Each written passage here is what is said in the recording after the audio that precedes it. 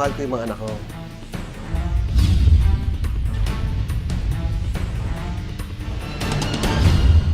Hulyo ng nakaraang taon nang magsimula ang legal battle ng mag-asawang Raymart Santiago at Claudine Barreto.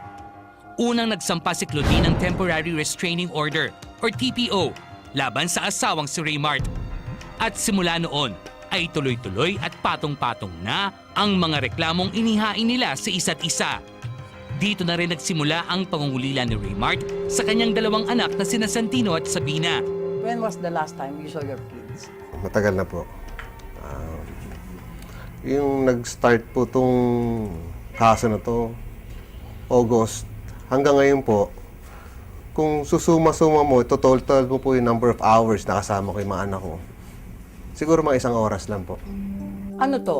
Ayaw ipakita ni Claudine sa'yo? O talagang ikaw ang walang oras para sa mga anak mo? Lahat po ng inuutos sa akin ginagawa ko. May mga oras na binibigay sa akin. At sa masamang palad, hindi natutuloy.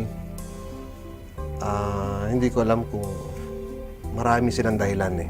Anong frustration ang napipil mo, Raymart, every time na hindi mo nakikita ang mga bata? Siyempre, malungkot eh. Kasi close naman ako sa mga anak ko. At ayoko kung pwede sabihin to, may incident na sinubukan ko rin bisitahin yung mga anak ko.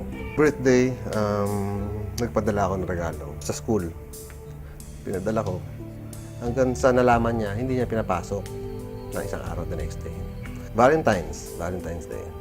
Pumunta ako, dinala ko ng regalo para sa anak ko. Bulaklak para sa kanila. At sa masampalad, hindi ko rin nakita yung anak ko dahil sa loob ng school. So nagbigay na lang ako ng bulaklak. At nalaman niya, siyempre, malalaman ng nanay, hindi niya pinapasok ng 2 linggo pagkatapos ng insidente yun. Yung 2 anak ko. Ano naman masasabi mo dun sa akusasyon ni Claudine na hindi ka nagbibigay ng suporta, hindi ka kusang nagbibigay ng suporta sa mga anak mo? Ano na yun, nasa korte na yan eh.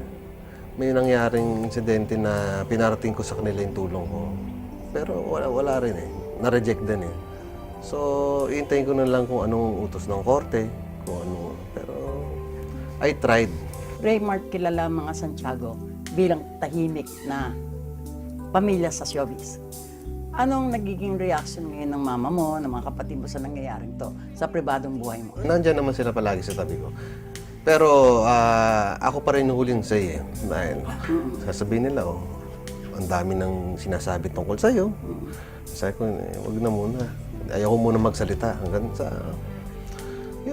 sabi ko, magsasalita ako kung kailang kailangan ko na magsalita. Dahil wala naman dito hindi naman dito sinasabi kung pinapatulan. Gusto ko lang din klaruhin yung sa akin, yung side ko na kung ano pinagsasabi niya, sa akin, documents. Meron akong dokumento na patunay na lahat yung kasinungalingan. Lapit ng Father's Day, ayaw mo bang hilingin sana sa kanya na kahit paano makapiling mo man lang anak mo doon sa special day na yon? Siyempre gusto ko makita yung mga anak ko. Especially sa Father's Day, araw ng mga tatay, sana naman po pagbigyan ako na makasama ako makapiling yung anak ko. Sa lahat ng nangyayaring to, sa lahat ng gulo, anong mensahe mo kay Claudine? Ano? Hindi, sabihin mo, di ba? Dapat matahimik kayong dalawa at huwag ganito. Wala po masabi.